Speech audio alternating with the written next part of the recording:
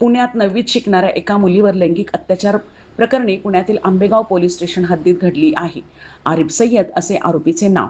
हा आरोपी रोबोटिक्स शिक्षण देत होता. ऑनलाईन ऑफलाईन पद्धतीने रोबोटिक शिक्षक देत असणारा शिक्षक होता. लहानपणापासून मुलीला ओळखत होता. काही दिवसापूर्वी ही घटना घडल्यानंतर मुलीने घरी सांगितले. त्यानंतर घरच्या वडिलांनी पोलिसात गुन्हा दाखल करत पोलिसांनी आरोपीला शिक्षकाला अटक केली. या प्रकरणी राष्ट्रवादी काँग्रेस पार्टी अजित पवार गटाच्या कार्यकर्त्यांनी आरोपीला पकडून बेदम सोप असा दिला. पोलिसांनी आरोपीला अटक करत कोर्टात दाखल केले. या आरोपीला अजून कोणाला अशा प्रकारे अत्याचार केला आहे का याचा तपास करत आहे. काही संदर्भात आपण गुन्हा दाखल केला आहे. एकाने 14 वर्षांना एक 14 वर्षाची मुलगी जी 9वीला आहे, ती रोबोटिक्सचं शिक्षण घेण्यासाठी आरिफ सय्यद नावाच्या एका शिक्षकाच्या घरी जात होती.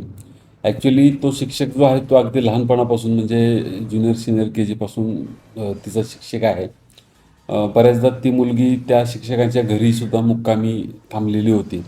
तिचा थोडासा विश्वास चांगला संपादन केलेला होता आणि 2-3 आठवड्याच्या पूर्वी त्या मुलीचा थोडंसं लैंगिक छळ करण्याचा त्याने प्रयत्न केला आणि त्याबद्दल तिनं घरी 1-2 दिवस काही सांगितलं नाही आणि तिनं तिच्या बहिणीला याच्याबाबतची माहिती दिली.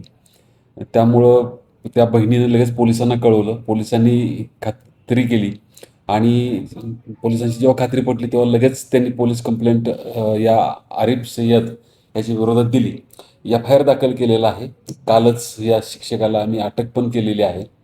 आज कोर्टामध्ये प्रोड्यूस केलेलं होतं. 17 तारखेपर्यंत त्याला पोलीस कस्टडी मिळालेली आहे. त्याला मारहाण करताना एक व्हिडिओ व्हायरल झाला. काही कार्यकर्त्यांनी त्याला मारहाण केली. काय तो एक स्वाभाविक उद्रेक होता. त्या शिक्षकाला जेव्हा बाहेर आणलेलं तेव्हा बाहेर पब्लिकनी थोडंसं त्याला मारायचा प्रयत्न केलेला होता.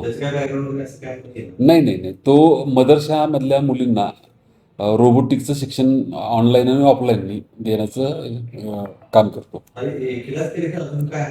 नाही, सध्या तरी एकच तक्रार आली आपल्याकडं. पारस मुथा यांचा रिपोर्ट.